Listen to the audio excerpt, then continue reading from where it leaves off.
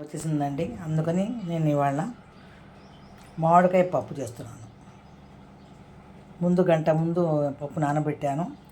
దాంట్లో చూడండి, మామిడికాయ ముక్కలు, ఉల్లిపాయలు, టమాటా, కొత్తిమీర, పచ్చిమిరపకాయలు ఇవి వేస్తున్నాను.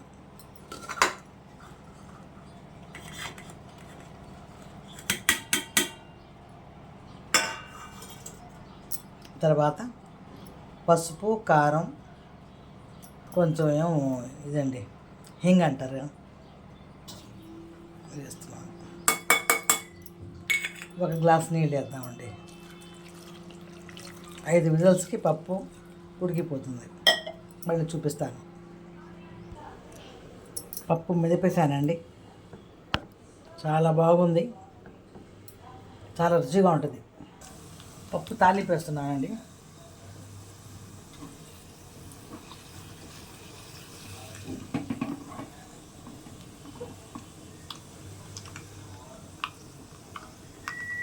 నాకు లైక్లు చేయడం లేదు, సబ్స్క్రైబ్ చేయడం లేదు, నాకు హెల్ప్ చేయండి.